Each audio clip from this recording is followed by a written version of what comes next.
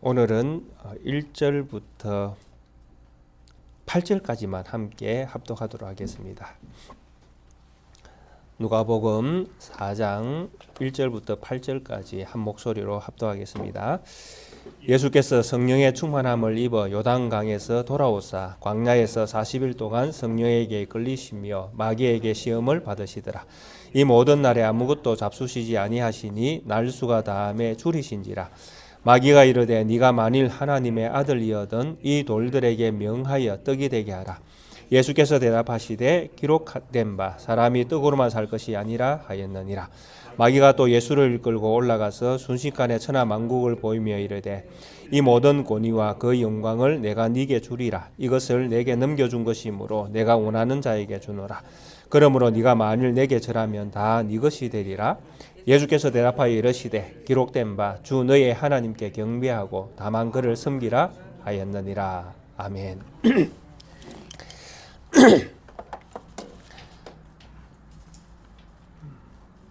앞선 주일에 먼저 우리는 첫 번째 예수님께서 받으신 시험에 대해서 말씀을 함께 살펴보았습니다. 마귀가 줄이신 40일 금식을 하고 줄이신 예수님께 나타나서 돌을 배가 고프니까 돌들을 명하여서 떡이 되게 해서 그것으로 굶주린 배를 채우라고 그렇게 유혹을 했습니다. 40일 금식을 통해서 육신의 연약함 가운데에 있었던 우리 예수님도 그 육신의 연약함을 해결할 수 있는 방법은 뭔가를 채워야 되는 육신의 어떤 육체에 먹을 것을 공급함으로 육체의 연약함을 채워야 살 수 있는 그런 어떤 이 땅의 몸을 가지고 태어나셨기 때문에 이런 어떤 유혹을 받을 때에 쉽게 그 유혹을 벗어나는 것이 쉽지는 않으셨을 것입니다. 모세가 40일 금식을 하고 그리고 이 땅에서 이스라엘을 이끌었는데 사실 모세의 그 금식도 하나님께서 모세를 살려주심으로 말미암아 모세가 살았던 시간들이었습니다. 그리고 그가 하나님의 능력으로 40일 금식을 하고 하나님께 두 돌판에 새겨진 십계명을 받게 되어집니다. 그리고 그 십계명을 가지고 이스라엘 백성을 광야에서 인도했는데 이런 모세의 십계명을 통한 모세의 인도는 결국 이스라엘 백성들이 하나님을 배반하고 하나님을 또 멸시한 그런 결과를 얻게 되어집니다. 그래서 결국 이스라엘 백성은 광야 40년 동안 1세대가 다 죽는 그런 안타까운 시대를 경험하게 되어집니다. 그래서 모세가 40일 금식을 하고 하나님으로부터 두 돌판을 받아서 이스라엘 백성을 인도했지만 결국 이스라엘은 하나님의 말씀이 기록된 그 돌판의 말씀을 따라서 살아가는 믿음을 지켜 살아가는 그 일에 있어서 실패를 했다라는 것입니다. 그리고 새로운 이스라엘로 오신 우리 예수님께서 40일 금식을 하십니다. 그리고 40일 금식을 하신 후에 여전히 모세처럼 육체의 연약함을 가지고 있었고 또 육체의 연약함 때문에 배고픔을 면하는 이 문제가 어쩌면 예수님에게 상당히 시급한 일 중에 하나일 수가 있었을 것입니다.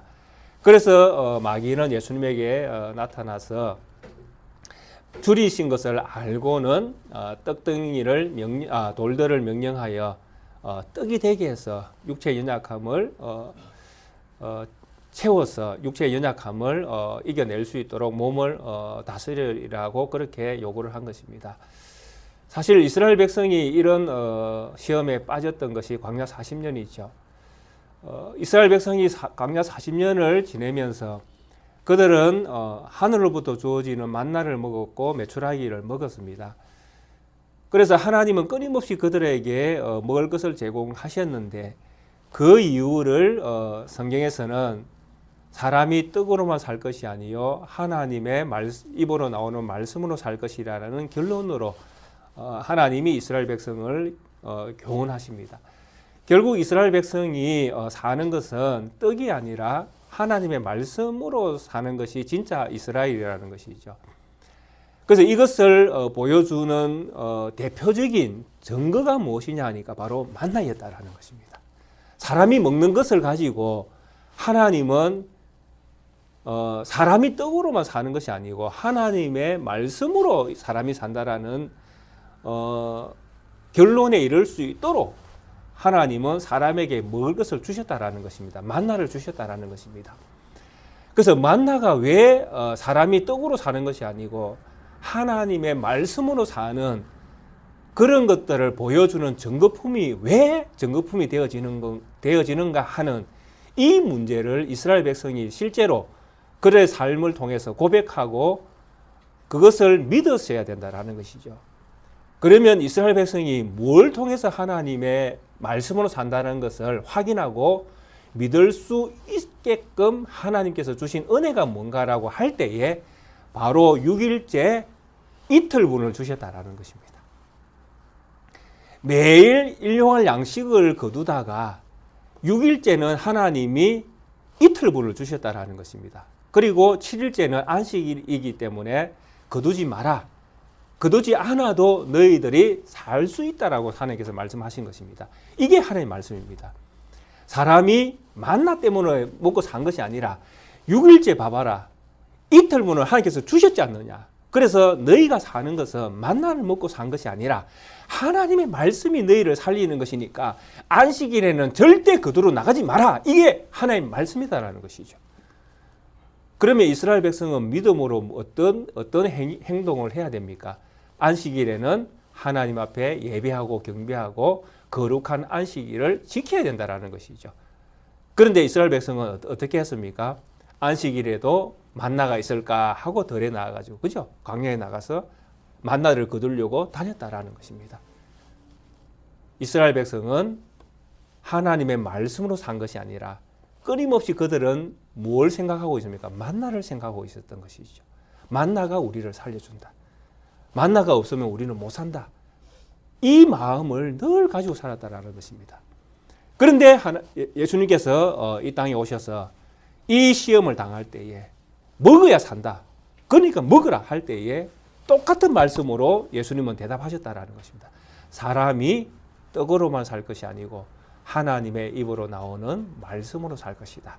즉 예수님은 바꾸고 말씀하신 것이죠. 나는 만나 없어도 되라고 지금 예수님은 마귀에게 대답을 하신 것입니다. 나는 이 돌덩이를 떡으로 만들어 먹지 않아도 되라고 예수님은 강력하게 말씀하신 것입니다. 우리 예수님은 사람이 떡으로 사는 것이 아니고 하나님의 입으로 나오는 말씀이 우리를 살린다라는 이 명확한 하나님의 이 말씀의 능력 앞에 그대로 응답하신 것입니다. 그래서 앞에 예수님께서 세례 받으실 때에 하늘로부터 울려 퍼졌던 그 음성이 왜 하나님이 예수님을 그렇게 말씀하실 수밖에 없는가를 스스로 증명해낸 것이죠. 이는 내 사랑하는 아들이요 내가 이 아들을 기뻐하노라. 이렇게 하늘로부터 들려졌던 그 음성이 그냥 산에서 울려 퍼지는 그런 메아리가 아니라 진짜 성취되어진 말씀, 사실로 드러나는 말씀, 그 말씀이 그대로 능력이 되어지는 그런 어떤 결과를 우리 예수님의 이 마귀와의 시험의 첫 번째 시험에서 그대로 드러나는 생명력이 있는 말씀이셨음을 그대로 증명해내었다라는 것입니다. 그래서 첫 번째 시험에서는 우리에게도 똑같은 도전의 말씀을 던져주고 있는 것입니다. 우리가 하나님의 말씀으로 살 것인가? 아니면 매일매일 먹는 일용할 양식, 쌀, 밥 그런 것들을 먹는 것이 우리를 살리는 것인가? 아니면 하나님의 말씀이 우리를 살리는 것인가? 이 질문에 우리 성도님들도 마음으로 답을 가지고 계셔야 된다는 것입니다. 내가 하나님의 말씀으로 사나? 내가 밥을 먹고 사나? 우리 성도님들의 마음에 울려 퍼지는 정답은 무엇입니까? 우리도 주님께서 고백하신 것과 같은 이 고백을 드리는 성도님들이 되셔야 됩니다. 사람이 떡으로만 살 것이 아니고 하나님의 입으로 나오는 모든 말씀으로 살 것이라. 참 현실성은 별로 없습니다. 왜냐하니까 우리가 아침에도 교회 나오기 전에 밥을 먹고 나오셨지 않습니까? 밥을 먹었으니까 우리가 움직일 수 있고 힘도 낼 수 있고 우리가 예배 드리는 데 올 수도 있고 뭐 우리는 다 그렇게 생각합니다. 왜? 육체를 가지고 있으니까요. 그래서 우리는 밥을 안 먹으면 오늘 밥을 안 먹으면 내 살겠나 이런 마음이 또 들기도 합니다. 한 일주일쯤 이렇게 금식 기도해 보시면 아이고 이러다 죽겠다라는 생각도 듭니다. 왜? 못 먹으니까요. 안 먹었으니까요. 그런데 정말 하나님의 백성은 그런 어떤 음식을 가지고 살아가는 것이 아니다라는 것입니다. 우리의 삶은 분명히 하나님의 말씀을 따라 살아갈 때에 우리가 살아있는 사람들이라고 성경은 표현한다라는 것입니다. 그래서 우리의 일상은 늘 하나님의 말씀 앞에 겸손해지고 또 하나님의 말씀으로 인하여 내가 믿음으로 대답하고 그렇게 살아가는 삶이 우리에게는 살아있는 삶임을 고백하는 걸음들이 되어질 것입니다. 이런 예수님의 고백과 같은 이런 고백을 우리 성도님들의 삶을 통해서 또 드려질 수 있기를 간절히 소원합니다. 오늘은 두 번째 이제 이 시험을 예수님께서 이으시고 난 다음에 마귀가 마태복음이나 이런 복음과 마태복음과는 조금 순서가 바뀌어 있습니다. 누가복음에서 두 번째 시험을 한 이것이 마태복음에서는 마지막 세 번째 시험으로 나오는데 누가복음에서는 이것을 두 번째 시험으로 넣어놨습니다. 마귀가 예수님을 이끌고 올라가서 수십간의 천하만국을 보였다. 이렇게 5절에서 말씀을 하고 있습니다. 마태복음에서는 마귀가 예수님을 지극히 높은 산에 이렇게 데려갔다고 그렇게 모시고 갔다고 그렇게 표현을 하고 있습니다. 지극히 높은 산. 그래서 그 지극히 높은 산은 뭐 내가 어디에 있는가에 따라서 우리의 어떤 그 마음을 이렇게 마음을 이렇게 풍성하게 하지 않습니까? 그러니까 내가 세상에서 가장 높은 산에 있다면 내가 제일 잘난 것처럼 보일 겁니다. 와, 내가 제일 높은 곳에 올라와 있구나. 거기에다가 이 마귀가 그 상황 속에서 뭘 보여줍니까? 온 천하 만국을 다 보여주는 것입니다. 그래서 뭐 이 지구에서 못 볼 것이 없는 것들, 그렇게 파노라마처럼 싹 다 수시간에 온 세상을 다 보여주는 것입니다. 그리고 온 세상이 가지고 있는 힘, 능력, 영광, 그 권세를 다 보여주는 것입니다. 그러니까 제일 높은 곳에 서서 온 세상의 어떤 만국과 그 만국이 가지고 있는 영광, 권세, 이런 것들을 예수님에게 마귀는 자랑하듯이 다 보여주는 것입니다. 그리고 마귀는 이렇게 예수님에게 말씀합니다. 이 모든 권위와 그 영광을 내가 너에게 줄 것이다. 그러니까 마귀가 예수님을 꼬시는 것입니다. 이 천하 만국의 모든 권위와 영광을 내가 너에게 줄 것이니까 왜? 이것은 내가 하나님으로부터 받은 것이기 때문에 내가 줄 수 있는 자에게, 내가 주고자 하는 자에게 줄 수 있다라는 것이죠. 이것을 주고 안 주고는 마귀 자신의 선택에 달려 있다라는 것입니다. 왜? 자기가 이 모든 것들을 하나님으로부터 관리할 수 있는 그 권세를 받았다라는 것이죠. 그래서 에베소서에서는 이 마귀를 공중권세 잡은 자라고 표현을 하고 있지 않습니까? 공중권세 잡은 자. 그리고 악한 자. 요한 1서에서는 아주 지극히 악한 자로 이렇게 표현을 합니다. 그런데 악하다고 해서 또 성경이 공중권세를 잡은 우리가 뭐 아주 무서워하는 마귀, 귀신 뭐 이런 어떤 표현들을 이 마귀에게 한다고 해서 이 마귀가 사람을 찾아올 때에 우리가 무서워하는 모습으로 찾아온다고는 생각하면 안 됩니다. 지금 예수님에게 이렇게 보여주는 이런 마귀의 모습들 속에는 철저하게 자기 자신이 하나님처럼 보여지도록 그렇게 행동을 하는 것입니다. 그래서 마귀가 우리에게 찾아올 때에는 순한 양같이 찾아온다라는 것을 우리 성도님들이 꼭 아셔야 됩니다. 그래 내가 무서워 멀리 해야지. 이런 모습으로 마귀는 절대로 우리를 찾아오지 않습니다. 그러니까 자기는 최대한 마귀는 자기 자신을 속이는 자로 감추고 우리를 찾아와서 우리의 마음에, 우리의 귀에, 우리의 심장에 달콤한 유혹의 사탕들을 던져놓고 간다라는 것입니다. 이 마귀가 지금 예수님에게 하는 것도 똑같습니다. 순식간에 천하만국과 그 영광을 보여줍니다. 뭐 정신 차릴 수 없죠. 너무나 순식간에 엄청난 권세, 권위, 영광을 예수님에게 다 보여주는 것입니다.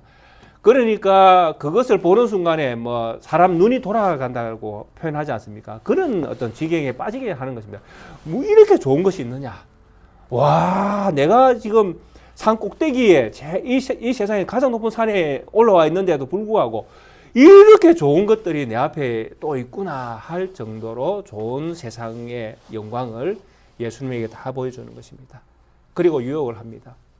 이건 내가 하나님으로 받은 권세이기 때문에 내가 원하는 자에게 줄 수 있다. 그래서 내가 너에게 주고 싶다. 그런데 한 가지 조건이 있다라는 것이죠. 그게 무엇입니까? 7절에 네가 만일 내게 절하면, 이 절하면에서 이건 여러 번 절하는 것이 아닙니다. 딱 한 번 절하는 것을 이야기합니다. 네가 나에게 절하면 다 네 것이 될 것이다 라는 것입니다. 엄청난 유혹입니다. 절 한 번 하면 온 세상을 다 가질 수 있는 그런 순간이 예수님 앞에 이제 놓여져 있는 것입니다. 우리 성도님들 어떻습니까? 한번 절하고 온 세상을 가질 수 있는 거 한번 해볼 수 있는 거래 아닌가요? 딱 한 번입니다. 두 번 절하라는 것도 아닙니다. 한 번 절하고 온 세상을 다 가질 수 있는 이런 엄청난 조건을 마귀가 예수님에게 던져놓은 것입니다. 우리 성도님들 살면서 유혹 많지 않습니까? 이제 예배 드리러 나오지 못하게 하는 유혹들 엄청 많잖아요. 세상 일들이라는 것이 다양하게 우리에게 이제 생길 수 있으니까요. 가장 달콤한 유혹들은 무엇입니까? 네가 교회 한 번만 딱 빠져라. 내가 너에게 한 10억 줄게. 우리 성도님은 뭘 선택할 수 있겠습니까? 어떤 걸 선택 가능할까요? 10억입니까? 주일날 예배 한 번 못 빠지고 오는 거. 자, 어떤 걸 선택할까요? 어떤 게 더 좋습니까? 이런 생각도 할 수 있지 않습니까? 한 번 빠지고 10억 받아서 교회 헌금 1억 하면 좋지 않느냐? 11조 하면 좋지 않느냐? 이런 생각도 할 수 있잖아요. 우리는 늘 합리적인 생각, 또 우리에게 유리한 생각들을 우리는 늘 할 수 있잖아요. 왜냐하면 연약한 육체 아래 있으니까요. 10억 하고 주일 한번 빠지는 거하고 한번 바꿔볼 만한 거래 아닌가요? 참 이게 별거 아닌 것 같은데요. 한번 빠지고 10억 받는 이 문제가 별거 아닌 것 같은데 예수님도 그렇지 않습니까? 천하만국을 얻고 한번 마귀에게 절하면 별거 아닌 것 같은데 우리 예수님의 답은 8절에 이렇게 기록되어 있습니다. 예수께서 대답하여 이르시되 기록된 바 주 너의 하나님께 경배하고 다만 그를 섬기라 하였느니라. 아멘. 우리 예수님의 답은 이것이 우리 예수님의 답이었습니다. 주 너의 하나님만 경배하고 그분만 섬겨야 된다라는 것. 이것이 예수님의 답이었습니다. 참 천하만국을 얻는 엄청난 횡재를 우리 예수님께서는 발로 뻥 차버리는 그런 순간입니다. 충분히 가지고 그냥 세상 권세를 누리면 좋을 것 같은데 우리 예수님은 단 한 번의 예배, 단 한 번의 경배조차도 허락하지 않으셨습니다. 그래서 우리는 이런 질문을 하게 되어집니다. 왜 예수님은 이 거래를 포기하셨을까? 왜 예수님은 천하만국을 얻는 이 문제에 왜 거절을 하셨을까? 그 이유, 그리고 마귀는 왜 이 천하만국을 다 줄 만큼 한 번의 절을, 예수님에게 한 번 절 받는 이것을 왜 마귀는 그렇게 간절했을까 하는 것이죠. 도대체 이게 어떤 문제를 가지고 있기에 예수님은 이것을 거절했고 마귀는 이것을 꼭 받고 싶어 했을까 하는 것이죠. 참 궁금하지 않습니까? 왜 예수님은 거절하고 왜 마귀는 어떻게 하든지 한번 꼭 받아야 되겠다. 자기가 가지고 있는 모든 것을 다 잃어버리는 한이 있더라도 나는 너에게 절을 한번 꼭 받아야 되겠다. 왜 마귀는 이렇게 고집을 하는가 하는 것이죠. 참 알 수 없는 문제잖아요. 제가 만약에 마귀 입장 같으면 저는 이런 거래를 하지 않을 것 같습니다.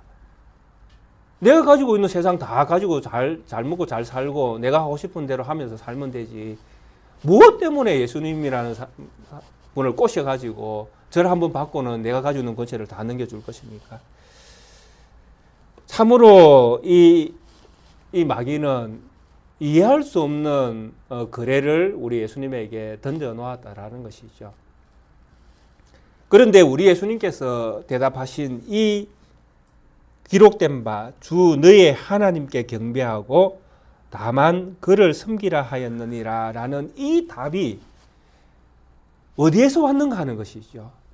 어떤 문제를 가지고 있었는데 그 문제 가운데 이 말씀이 있었다. 지금 예수님께서 대답하시는 것은 다 말씀을 따라 지금 답을 하고 계시잖아요. 기록되어 있는 말씀. 첫 번째 시험에서는 신명기 8장에 기록되어 있는 말씀을 가지고 답을 하셨지 않습니까? 그리고 오늘 이 답을 하신 이것은 신명기 6장에 있는 답이거든요. 신명기 6장을 우리가 한번 찾아보겠습니다. 예수님의 답은 말씀 안에 기록되어 있는 말씀을 가지고 말씀으로 이렇게 지금 답을 하고 계시는 것입니다.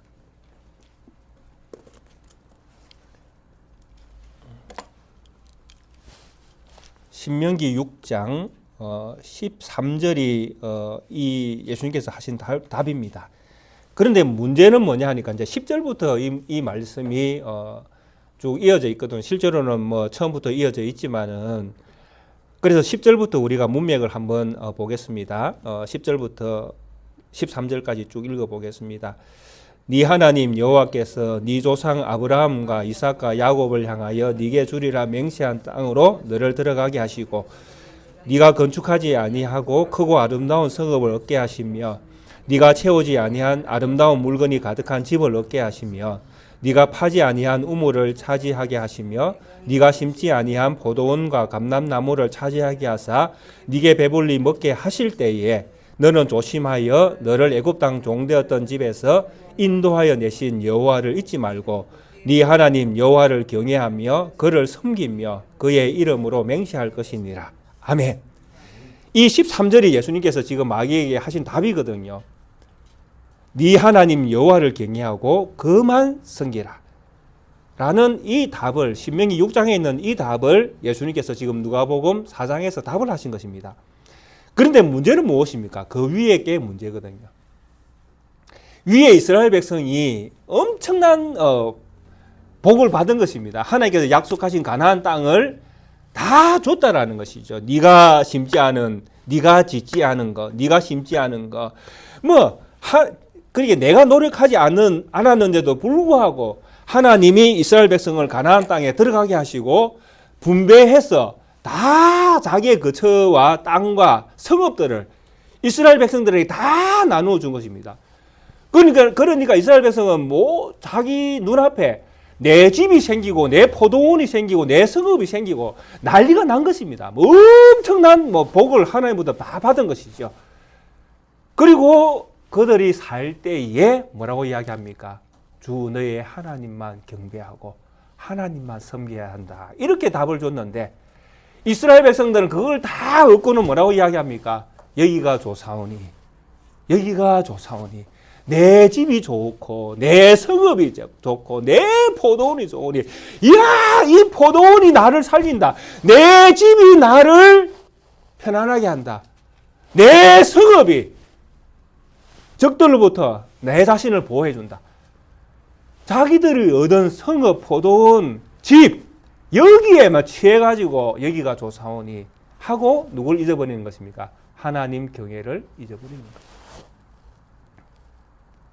이것이 이스라엘 백성들이 하나님 앞에 보여줬던 믿음의 실체입니다. 그러니까 이스라엘 백성은 하나님께서 주신 모든 기업들을 하나님이 주셨다라는 고백 속에서 늘 살아야 되는데 그들이 그 모든 것들을 얻고 나서는 뭐라고 이야기합니까? 이것이 조사오니, 이것이 신이니, 내가 밥을 먹어야 살 수 있다. 내가 집이 있어야 편안하게 내가 잠잘 수 있다. 내가 성읍이 있어야 내 몸을 적들로부터 보호해 줄 수 있다. 그러니까 하나님이 그들을 살리는 것이 아니라 성읍, 포도원, 집이 자기를 살리는 것이 되어버리는 것입니다. 그래서 그들은 무엇을 잃어버립니까? 하나님 경배와 하나님을 섬기는 것을 잊어버리는 것입니다. 그분을 섬길 이유가 없는 것입니다. 왜? 집이 있고 포도원이 있고 성읍이 생겨서니까요. 하나님이 없어도 잘 살 수 있겠거든요. 휘파람 불면서 엄청나게 세상 재미에 느껴가면서 그렇게 충분히 살 수 있다는 것이죠. 이것이 이스라엘 백성이 가졌던 마음입니다.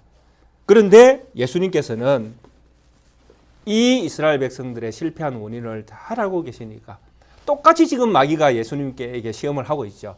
천하 만국을 내가 너희에게 다 줄 것이다 라는 것이죠. 이스라엘 백성이 가나안 땅을 얻었던 것처럼 내가 가지고 있는 이 모든 것들을 내가 너희에게 줄 것이다 라는 것이죠. 그런데 뭐 해라는 거야? 딱 한 번만 내한테 절하라는 것이죠. 이스라엘 백성은 다 얻고는 하나님을 잊어버렸는데 우리 예수님은 지금 뭐라고 말씀하십니까? 내 눈앞에 보이는 이 천하 만국과 그 영광을 내가 다 얻는다 할지라도 내가 너에게 전언하지 않는다라는 것입니다. 무슨 이야기입니까? 성읍이 없어도 포도원이 없어도 나에게 집이 없어도 하나님을 경외하고 하나님 앞에 예배하는 것이 또 하나님의 종이 되는 것이 섬기는 것이 종이 되는 것입니다. 하나님의 종이 되는 것이 내가 살아야 할 이유라고 지금 설명하고 있는 것입니다. 이게 믿음이잖아요. 첫 번째 시험이나 두 번째 시험이나 거의 맥락이 비슷하지 않습니까? 마귀는 엄청나게 교묘하게 지금 예수님을 꼬시고 있는 것입니다. 두 번 잘하라고 요구하고 있는 것이 아니라 딱 한 번만 자기에게 경배하라고 이야기하는 것입니다. 우리에게 이 마귀가 우리에게 지금 뭐라고 속삭이는가 하면 네 집이 좋지, 네 직장이 좋지, 네가 이렇게 살아가고 있는 이게 즐겁지, 그래 이게 사람 사는 거야, 이렇게 살아야 돼. 마귀가 지금 우리에게 이 속삭임을 던지고 있는 것입니다. 그런데 여기에 우리 성도님들이 뭘 해야 되는가 하면 딱 한 번이라도 예수님의 비유를 가지면 딱 한 번이라도 여기에 마음을 뺏겨서는 안 된다고 지금 이야기를 하고 있는 것입니다. 딱 한 번이라도 그런 마음을 가져서는 안 된다는 믿음을 가져야 된다고 지금 우리에게 말씀하고 있는 것입니다. 여기가 조사원이는 우리가 예수님을 믿기 전의 마음이고 예수님을 믿고 난 이후에는 오직 하나님 경배와 섬김이 우리의 삶의 목적이 되고 목표가 되고 그 방향으로 우리가 나아가야 될 사람들이라고 그렇게 성경은 우리에게 말씀을 하고 있는 것입니다. 참 우리에게는 쉽지 않은 길입니다. 또 우리의 마음에 이런 마음을 가지고 살아가는 것도 쉽지 않은 일입니다. 그런데 마귀는 예수님에게 딱 한 번을 요구했습니다. 그러면 딱 한 번 요구한 이것이 왜 마귀가 이 예수님에게 이렇게까지 딱 한 번을 요구할 수 있는가 하면 한 번만 그렇게 되어지면 세상이 바뀌기 때문에 그렇습니다. 자, 예수님께서 마귀에게 한번 절을 했다고 우리가 과정을 한번 해보겠습니다. 자, 예수님께서 마귀의 시험을 못 이겼어. 마귀의 절을 딱 한번 하고 온 천하, 예수님에게 보여줬던 온 천하 만국을, 그 영광을 우리 예수님께서 차지했습니다. 그러면 우리 예수님은 이제 온 세상의 왕이시죠. 그분은 원래 온 세상의 왕이십니다. 이 오시기 전부터 온 세상의 왕이시잖아요. 창조주 하나님이시니까요. 그런데 그 하나님이 이 세상에 오셨는데, 자, 예수님께서 세상을 다 가지셨습니다. 절 한번 하고 세상을 다 가지셨습니다. 그러면 이 세상은 어떻게 되겠습니까? 예수님이 다스리시니까 천국과 같은, 에덴 동산과 같은 그런 처음 창조된 세상처럼 예수님의 다스림으로 인하여 예수님 눈앞에 보여졌던 천하 만국이 그렇게 바뀌어져 갈까요? 우리 성도님들 생각은 어떻습니까? 예수님이 다스리시니까 세상이 예수님처럼 잘 다스릴 수 있는 분도 없잖아요, 세상을. 그래서 예수님께서 절을 하고 마귀에게 절을 하고 예수님이 친히 세상을 다스리시면 이 세상은 정말 에덴 동산과 같이 그렇게 변화가 일어날까요? 어떻습니까? 예, 저의 답은 똑같습니다. 예수님이 다스려도 세상은 바뀌지 않는다. 왜요? 왜 그렇습니까? 왜 예수님이 다스리시는데 세상이 안 바뀌었죠? 왜 못 바뀝니까? 바뀌어야 정상이잖아요. 하나님 아들이신데. 예수님은 이 세상을 친히 그분이 가진 능력과 권세를 가지고 이 세상에 오셔서 이 세상을 새롭게 만들 그런 능력을 있음에도 불구하고 육체로 이 세상에 오신 이유는 하나님의 능력으로 세상을 바꾸기 위해서 오신 분이 아니시잖아요. 다른 방법으로 이 세상을 바꾸기 위해서 오신 분이시잖아요. 그래서 예수님은 그 방법 외에는 이 세상을 새롭게 할 방법이 전혀 없습니다. 처음 예수님께서 가졌던 가셔야 될 길, 그 길 외에는 어떤 방법으로도 이 세상은 바뀔 수가 없다라는 것입니다. 왜? 그게 태초에 천지 창조 전에 삼위 하나님께서 이미 결정해 놓은 결정이기 때문에 그렇습니다. 예. 그 결정을 거슬러서는 어떤 일도 이 세상에 일어나서는 안 됩니다. 만약에 이 세상이 예수님이 절을 한번 함으로 말미암아 예수님이 이 세상을 다스려서 세상을 새롭게 할 수 있는 능력이 있다면 예수님은 처음부터 십자가를 질 마음이 없는 것입니다. 안 지실 것입니다. 왜? 질 이유가 없죠. 바꿀 수 있는데. 십자가를 질 그 당시에도 예수님을 잡으러 군중들이 왔을 때에, 군병들이 왔을 때에 베드로가 칼 들고 칼춤을 출 때에 예수님께서 뭐라고 말씀하셨습니까? 내가 12영 더 되는 천사를 동원할 능력이 없겠느냐라고 제자들에게 말씀하신 분이십니다. 그런 능력이 계신 분이시잖아요. 있는 분이시잖아요. 그럼에도 불구하고 그 모든 것들을 포기하고 이 세상에 오신 분이시잖아요. 그런데 예수님께서 친히 그 길을 포기하고 내가 왕이 되어져서 이 세상을 다스려서 새롭게 하겠다라고 하는 그 순간 이 세상은 새롭게 될 길을 완전히 잃어버리게 되는 것입니다. 이것을 마귀가 알기 때문에 딱 한 번의 절을 예수님에게 요구한 것입니다. 딱 한 번이다. 그리고 아예 예수님의 발목을 잡아버리려고 마귀는 딱 한 번을 요구한 것입니다. 얼마나 교묘합니까? 그래서 예수님의 그 길을 갈 때에 이 세상은 새롭게 바뀌어질 수 있는 부분이 생기는 것입니다. 그래서 베드로후서 3장에 보시면 성경이 이 세상 끝에 어떤 일이 일어날 것인가를 예수님의 사역을 통해서 이게 이제 세상이 이렇게 바뀌는 것이 지극히 당연하다라고 말씀을 우리에게 주고 계시는 것입니다. 베드로후서 3장 10절부터 12절까지 보시면 성경이 이렇게 기록을 하고 있습니다. 그러나 주의 날이 도적같이 오리니 그 날에는 하늘이 큰 소리로 떠나가고 물질이 뜨거운 불에 풀어지고 땅과 그 중에 있는 모든 일이 드러나리로다. 이 모든 것이 이렇게 풀어지리니 너희가 어떠한 사람이 되어야 마땅하냐? 거룩한 행실과 경건함으로 하나님의 날이 임하기를 바라보고 간절히 사모하라. 그날에 하늘이 불에 타서 풀어지고 물질이 뜨거운 불에 녹아지려니와 우리는 그 약속대로 의가 있는 곳인 새 하늘과 새 땅을 바라보도다. 네. 아멘. 이게 세상 끝의 결론입니다. 그러니까 예수님이 십자가 짐으로 말미암아 세상은 이제 불로서 심판의 과정을 통해서 정화되어지는, 새롭게 되어지는 새 하늘과 새 땅이 이 세상에 오게 되어지는 것입니다. 이 방법 외에는 어떤 방법으로도 예수님은 이 세상을 정화시킬 방법이 없는 것입니다.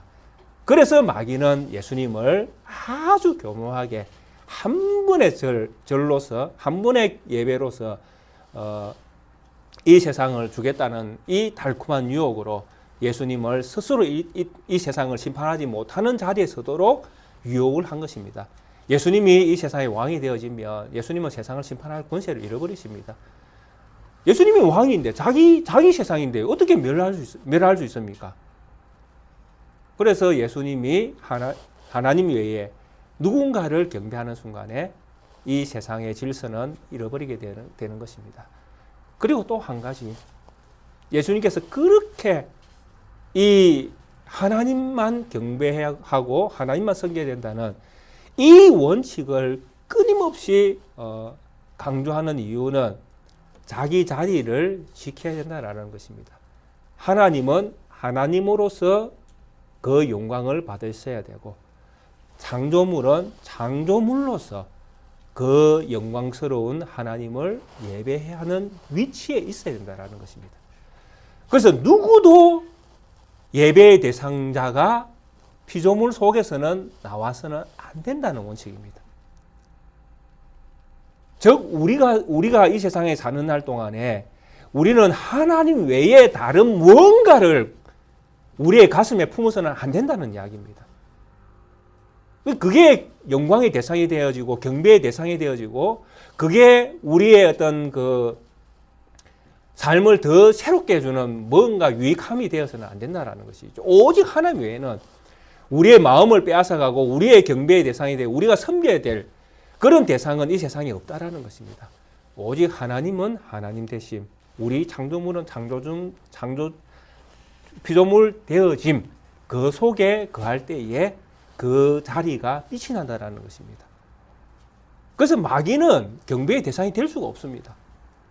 마귀는 피조물이잖아요. 어디 감히 그가 하나님 자리에 올라설 수 있단 말입니까? 그리고 우리 하나님은 창조주 하나님이시잖아요. 예수님은요. 그 예수님이 어떻게 피조물에게 절을 할 수 있습니까? 이건 있을 수가 없는 이야기입니다. 예수님은 예수님의 자리, 하나님의 자리에 계셔야 되고 피조물인 마귀는 마귀의 자리에 있어야 되는 것입니다.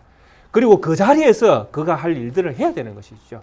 우리는 하나님의 피조물로서 창조된 자로서 하나님을 주로 이 성경이 말씀하잖아요. 주 너의 하나님께 경배하고. 여기서 주는 제가 볼 땐 창조주 하나님을 가리키는 표현입니다. 창조주 하나님은 그분이 우리의 주인이시라는 것이죠. 그래서 그분에게만 우리가 경배를 하고 그분의 종으로서 우리는 그분을 섬기는 위치에 있어야 된다. 이게 첫 창조 때에 우리에게 하나님의 형상으로 지음받은 사람에게 주신 하나님의 명령이었다라는 것입니다. 그래서 그 명령을 우리가 수행하고 이 땅에 존재할 때에 우리는 하나님의 자녀로서 하나님의 어떤 하나님 되심을 증거하는 자리에 우리의 자리를 정함으로써 우리의 사명, 우리의 믿음의 결실은 결과를 얻게 되어지는 것입니다. 참으로 우리 예수님은 쉽지 않은 어떤 유혹을 받으셨음에도 불구하고 이 유혹에 강하게 이겨내셨습니다. 우리 성도님들의 어떤 삶에 참 유혹될 만한 어떤 것들이 무엇이 있겠습니까? 늘 예수님께서 하셨던 이 답을 고민하면서 살아보시기를 부탁 말씀드립니다. 정말 우리가 이 세상에서 이 세상 끝들이 우리의 마음을 뺏을 것들은 없습니다. 그것에게 우리의 마음을 빼앗겨서도 안 됩니다. 오직 우리는 하나님 중심으로, 말씀 중심으로, 교회 중심으로 살아갈 수 있는 새 사람으로 우리는 하나님 앞에 지음을 받은 것입니다. 그래서 우리는 새 사람으로서 지음받은 믿음의 모습을 가지고 새 사람으로서의 삶을 살아가야 되는 것입니다. 그래서 오늘 우리가 경배의 대상이 하나님 뿐이신 것을 우리에게 분명히 말씀하고 있음을 우리가 기억하고, 특별히 로마서 12장에 있는 우리가 어떻게 하나님을 경배하고 우리가 어떻게 하나님 앞에 예배하는 자로 살아가야 할 것인가 하는 이 부분도 이 세상 속에 있는 우리들에게 중요한 교훈의 말씀으로 던져주고 있습니다. 그러므로 형제들아, 내가 하나님의 모든 자비하심으로 너희를 권하노니 너희 몸을 하나님이 기뻐하시고 거룩한 산 제물로 드리라. 이는 너희가 드릴 영적 예배니라. 우리가 하나님을 예배하는, 정말 영적 예배를 예배하는 이런 믿음의 모습을 가지고 하나님만 경배하고 살아가는 참 모습이 무엇인가라고 할 때에 2절에 이렇게 말씀합니다. 너희는 이 세대를 본받지 말고 오직 마음으로 새롭게 함으로 변화를 받아 하나님의 선하시고 기뻐하시고 온전하신 뜻이 무엇인지를 분별하도록 하라. 이렇게 우리에게 말씀하고 있습니다. 하나님의 선하시고 기뻐하시고 온전하신 뜻이 무엇이겠습니까? 이 세대를 본받지 않는 것입니다. 이 세대를 본받지 않는 믿음이 하나님의 선하시고 기뻐하시고 온전한 뜻입니다. 이 말씀이나 누가복음에서 예수님께서 시험당하신 이 말씀이나 우리가 늘 요한복음에 있는 말씀으로 예배의 권면을 받는 우리가 신령과 진정으로 예배해야 되는 그 말씀이나 다 똑같은 이야기를 성경에서 하고 있다는 것입니다. 사랑하는 우리 모든 성도님, 내일부터 또 한 주가 시작되어집니다. 매일매일 우리에게 새로운 어떤 시험의 요소들이 생길 수 있습니다. 그때마다 오늘 우리에게 주셨던 말씀 기억하며 살아갈 수 있는 성도님 되시기를 바랍니다. 주 너의 하나님만 경배하고 다만 그를 섬기라. 늘 이 아침마다 이 말씀을 기억하고 묵상하고, 그리고 하루를 시작해서 한 주간 동안 또 하나님을 잘 섬기고 또 하나님을 잘 예배하고, 그래서 이 세대를 본받지 않는 믿음을 가지고 세상을 사시다가 또 우리 주 안에 만나 함께 하나님 앞에 영광 올려드리는 그런 귀하고 복된 우리 모든 성도님들 되시기를 주의 이름으로 축원드리겠습니다. 함께 찬송가 592장 함께 찬양 드리시겠습니다.